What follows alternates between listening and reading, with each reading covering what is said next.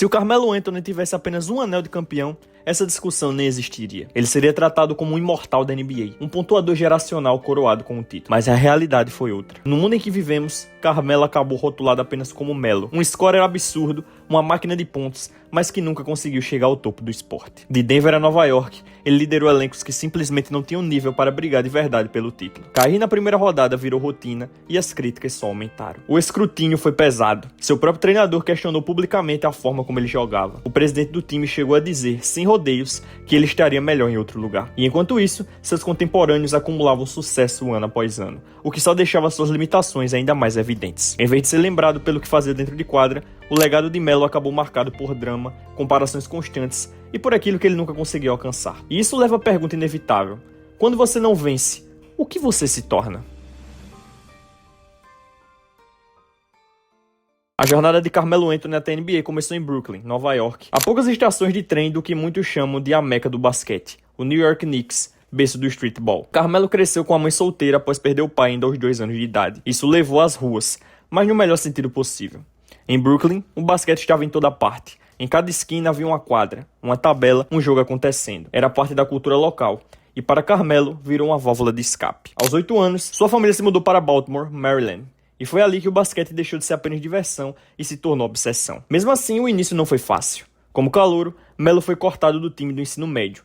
Aquilo mudou tudo. Em menos de um ano, ele virou uma sensação no basquete colegial. Para o último ano do high school, ele se transferiu para a tradicional Oak Hill Academy, o palco perfeito para colocar seu nome no mapa nacional. No meio da temporada, a Oak Hill enfrentou a St. Vincent St. Mary High School, liderada por um fenômeno chamado LeBron James, em um jogo transmitido ao vivo pela ESPN.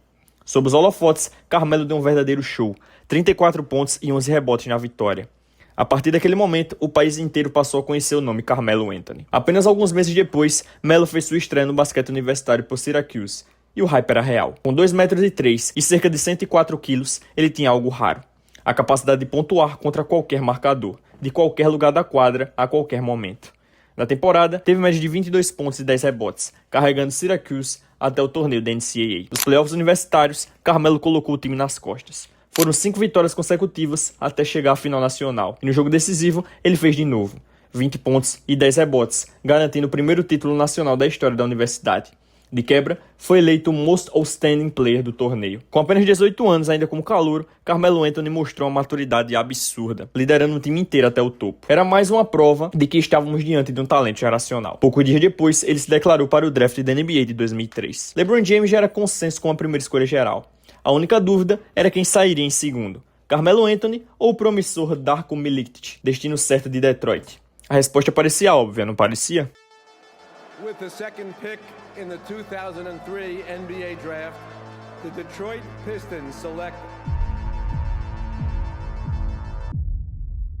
Darko Milicic from Serbia and Montenegro. With the third pick in the 2003 NBA draft, the Denver Nuggets select Carmelo Anthony from Syracuse University.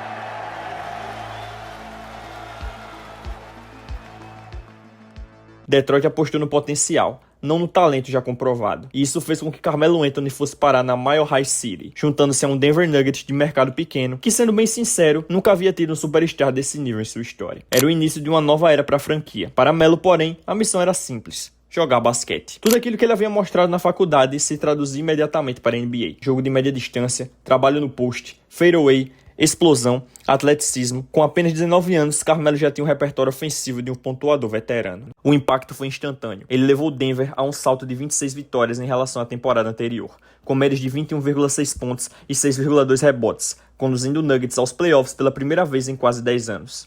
E mesmo assim, isso não foi suficiente para ganhar o prêmio de calouro do ano. A honraria ficou com LeBron James, que teve números semelhantes, mas sem levar seu time à pós-temporada. Até hoje, muita gente enxerga essa decisão como um verdadeiro roubo. Nos playoffs, Melo e o Nuggets bateram de frente logo de cara com o MVP da liga, caindo na primeira rodada em 5 jogos. Ainda assim, Carmelo deixou claro: o que ele fez em Syracuse não foi acaso. Ele podia sim carregar uma franquia nas costas como peça central. O problema é que vencer de verdade não seria tão simples.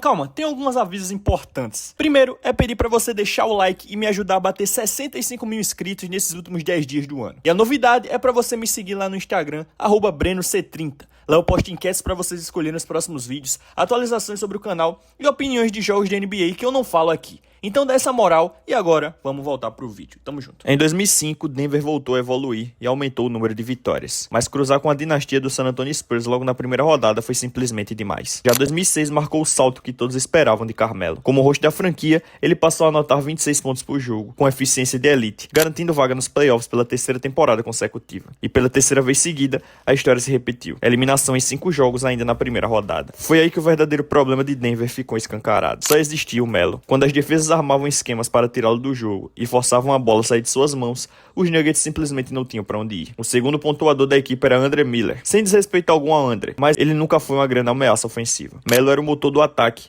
Desligava o Melo, o ataque inteiro parava. Uma solução precisava surgir. E Denver foi atrás de um nome do tamanho do problema. Good evening. Here to announce that we've traded Allen Iverson and Ivan McFarland to Denver. I never thought the day would come where I'm pretty much saying goodbye to you as a Philadelphia 76er. You are now a member of the Denver Nuggets. First of all, how is that feeling for you right now? It's a great feeling. Apenas 2 meses dentro da temporada 2006-2007, o Nuggets fechou uma troca bombástica pelo ex-MVP da liga, Allen Iverson, finalmente dando a Carmelo um parceiro ofensivo à altura. E juntos, eles funcionaram. Com 2 dos maiores pontuadores de NBA no mesmo time, Denver virou um pesadelo para qualquer defesa. Some isso ao fato de contar com o defensor do ano, Marcus Camby, protegendo o garrafão, e o Nuggets chegaram aos playoffs como uma ameaça real ao título. O problema é que essa esperança durou pouco. Muito pouco. Mais uma vez, Denver encontrou o Spurs no caminho e caiu em 5 jogos na primeira rodada. De novo. 2008 começou cheio de promessas. Na primeira temporada completa juntos, a dupla das tranças era simplesmente imparável. Cada um anotava mais de 25 pontos por jogo, mas de forma inacreditável, o Nuggets entrou para a história como o primeiro time de 50 vitórias a ser varrido na primeira rodada. Sim, as eliminações precoces nos playoffs já tinham virado padrão, e a pressão era ensurdecedora. Com apenas 5 anos de carreira, Carmelo Anthony já representava em muitos aspectos o próprio Denver Nuggets. Talentoso, explosivo e espetacular na temporada regular, mas sem a mentalidade defensiva e a estrutura coletiva necessária para conquistar um título. A narrativa se consolidava. Melo era visto como um grande jogador cujo estilo não se traduzia em vitórias. Um contraste duro com seus contemporâneos que brilhavam e acumulavam sucesso no mais alto nível. Se Carmelo quisesse ser citado no mesmo patamar de LeBron James, Dwayne Wade e Kobe Bryant, uma virada precisava acontecer. E rápido. E o primeiro passo foi a mudança. Poucas semanas dentro da temporada 2008-2009, a diretoria decidiu mexer no elenco, trocando Allen Iverson com o Pistons em troca do ex-Finals MVP Chauncey Billups, um armador mais experiente, cerebral e distribuidor, perfeito para jogar ao lado de Melo. E de repente tudo encaixou. O ataque funcionava em altíssimo nível, a defesa terminou como a 8ª melhor da liga e Denver empatou o recorde da franquia com 54 vitórias. O momento tinha chegado. Na primeira rodada, Carmelo anotou 30 pontos e 7 rebotes por jogo, finalmente quebrando a barreira que tanto o perseguia. Na segunda rodada, o Nuggets atropelou o Dallas Mavericks, avançando para as finais de conferência pela primeira vez em 24 anos. Do outro lado estava Kobe Bryant e o Los Angeles Lakers, em um confronto recheado de estrelas. Melo bateu de frente com um dos maiores jogadores da história, mas o Lakers se mostrou um nível acima. Venceram a série em 6 jogos e depois conquistaram o título da NBA. Foi doloroso, mas ao mesmo tempo, aquele era o grande avanço que Denver tanto buscava. Em 2010, Carmelo começou a temporada renovado e motivado para tentar novamente. Porém, nos playoffs, veio mais uma eliminação precoce na primeira rodada. Para muitos, 2009 passou a ser visto como um ponto fora da curva, não como o início de algo maior. Um futuro que, aos poucos, já começava a aparecer sem Carmelo Anthony em Denver. Ao entrar em 2011, praticamente todos os contratos do elenco do Nuggets expiravam ao fim da temporada. Os rumores indicavam que a diretoria pretendia rejuvenescer o time e iniciar uma reconstrução, algo que Carmelo não tinha o menor interesse em enfrentar. No meio da temporada, ele deixou isso bem claro. Melo pediu troca o quanto antes, com o destino no topo da sua lista. E ele conseguiu o que queria. That's like the ultimate dream at the end of the day.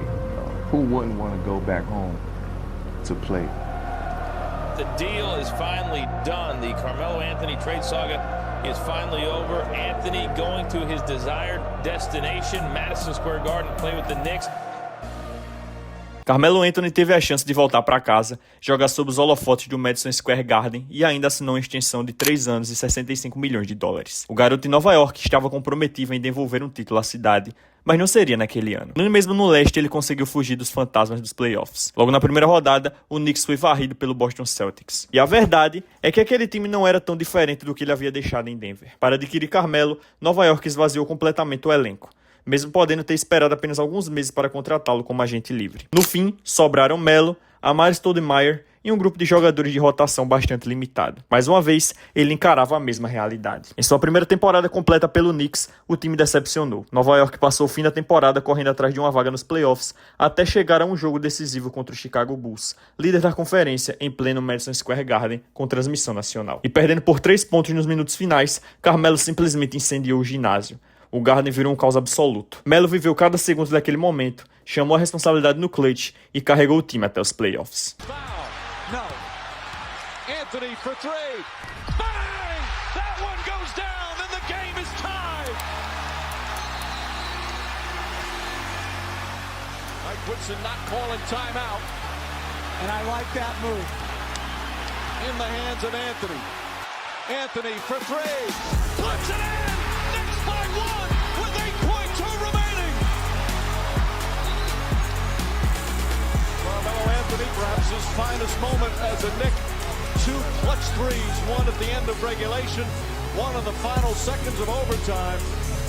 And what a huge win for the Knicks. O Madison Square Garden virou um pandemônio, e Carmelo Anthony estava aproveitando cada segundo daquele momento, como se ele fosse o rei de toda a cidade. O desfecho? Nenhuma surpresa. Derrota para o Miami Heat em 5 jogos, ainda na primeira rodada. A 8ª eliminação precoce da sua carreira. Mais do que isso, foi a 4ª vez que Carmelo caiu cedo nos playoffs, diante do time que acabaria campeão da NBA. Dá pra dizer que foi azar? Não completamente. Mas no caso de Melo, também não dá pra colocar tudo na conta dele. Até aquele ponto da carreira, Carmelo simplesmente nunca teve o mesmo nível de apoio que outras superestrelas da liga. Em Miami, LeBron jogava ao lado de Dwayne Wade e Chris Bosh. Durant tinha Russell Westbrook, Kobe contou com Paul Gasol no auge. Até um Paul Pierce já veterano tinha Kevin Garnett ao seu lado. Carmelo também dividiu quadra com grandes nomes, é verdade. Mas o contexto sempre foi outro. Allen Iverson já estava em declínio. Chauncey Billups passou do auge. Amar'e Stoudemire simplesmente não conseguia se manter saudável. E isso sem sequer entrar no problema maior, a completa falta de um elenco de apoio consistente ao redor dessas estrelas. A mediocridade virou rotina. Para realmente brigar no mais alto nível, Melo precisaria levar seu jogo a um patamar quase absurdo. Precisaria virar um Super Saiyajin. E foi exatamente isso que aconteceu. 2013 foi o auge de Carmelo Anthony, o Peak Melo. Ele simplesmente atropelou a liga com média de 28 pontos por jogo, conquistando seu primeiro e único título de cestinha. Foi para o 6º All-Star, entrou no All-NBA Second Team e terminou em terceiro na votação para MVP, atrás apenas de LeBron James e Kevin Durant. Não bastasse isso, ainda liderou o Knicks a melhor campanha da franquia desde 1997. Naquele momento, Carmelo era indiscutivelmente um dos melhores jogadores do mundo. Se o marcador fosse mais alto, ele passava na velocidade. Se fosse menor, ele punia no poste ou simplesmente subia por cima e enterrava uma bola de 3 na sua cara. Não existia resposta defensiva para ele. E nos playoffs, o nível se manteve. Apenas pela segunda vez em toda a carreira, Melo conseguiu passar da primeira rodada. Mas o sonho parou na segunda rodada, diante do Indiana Pacers. Foi mais uma frustração. E sem que muitos percebessem naquele momento, ali surgiam as primeiras rachaduras na fundação do projeto do Knicks. Em 2014, o Knicks ficou fora dos playoffs, mas Carmelo Anthony ainda se mantinha otimista. Ele assinou uma extensão de 5 anos e 120 milhões de dólares para permanecer em Nova York, acreditando que o novo presidente da franquia, Phil Jackson, seria capaz de montar um time realmente competitivo ao seu redor. Essa visão, porém, nunca saiu do papel. 2015 foi mais um ano frustrante. Pelo segundo ano consecutivo, o Knicks não chegou aos playoffs, e praticamente nada havia mudado no elenco desde a chegada de Melo em 2011. A franquia estava presa em um verdadeiro limbo. O espaço salarial era mínimo. Em 7 anos, passaram 5 técnicos diferentes. O front office parecia um carrossel sem direção. As escolhas de draft não rendiam. E ter Carmelo ainda no auge empurrou Nova York para a armadilha do win now, a busca constante por veteranos e soluções imediatas, em vez de um projeto sólido baseado em uma juventude e desenvolvimento. Era uma bomba relógio pronta para explodir. Em 2016, o pavio foi aceso. Phil Jackson criticou Carmelo publicamente, afirmando que ele segurava demais a bola, o que acabava beneficiando as defesas adversárias. Mais uma vez, o Knicks ficou de fora dos playoffs, e o rompimento se tornou inevitável. Já em 2017, Phil Jackson deixou claro, em mais de uma ocasião, que o time não poderia vencer com Carmelo Anthony e que ele estaria melhor em outro lugar. Assim, chegava ao fim a passagem de Melo por Nova York, um encerramento de um sonho de infância que, infelizmente, não terminou da forma como ele havia imaginado. Chega um momento na carreira de todo jogador em que ele percebe que o tempo na NBA está acabando. E nessa fase, tudo o que resta é o desejo de conquistar um título. aquela última peça que falta para completar o legado. É aí que muitos passam a pular de time em time nos anos finais da carreira, na esperança de finalmente sentir o gosto do ouro. Esse fenômeno tem nome, ring chasing, e Carmelo Anthony entrou nessa busca. Em 2018, ele foi trocado de Nova York para o Oklahoma City Thunder, juntando-se a Russell Westbrook e Paul George para formar um Big Three. O resultado, como já parecia roteiro conhecido, é a eliminação na primeira rodada. Na temporada seguinte, Melo foi para Houston para atuar do lado de James Harden, mas a experiência durou pouco. O time entendeu que o encaixe não funcionava e dispensou Carmelo após apenas 10 jogos. Em 2020 e 2021, ele encontrou um certo lá em Portland, mas aquele elenco nunca foi montado para chegar ao topo da liga. Em 2022, veio a última tentativa. Carmelo foi para Los Angeles ao lado de LeBron James, Russell Westbrook e Anthony Davis, em mais um projeto de super time. Mas assim como tantas outras vezes, a temporada foi marcada por caos, instabilidade e frustração. Ali, a caça ao anel chegava ao fim. Nos anos seguintes, nenhuma franquia se mostrou disposta a apostar em um astro em declínio, já bem distante do auge. A NBA havia seguido em frente e deixado Carmelo para trás. Depois de entrar na liga em alta voltagem 2 décadas antes, ressuscitar uma franquia em Denver e reacender a alma do basquete em Nova York, Carmelo Anthony foi silenciosamente empurrado para fora da NBA. Um jogador eternamente marcado não apenas pelo que fez, mas principalmente por aquilo que nunca conseguiu conquistar.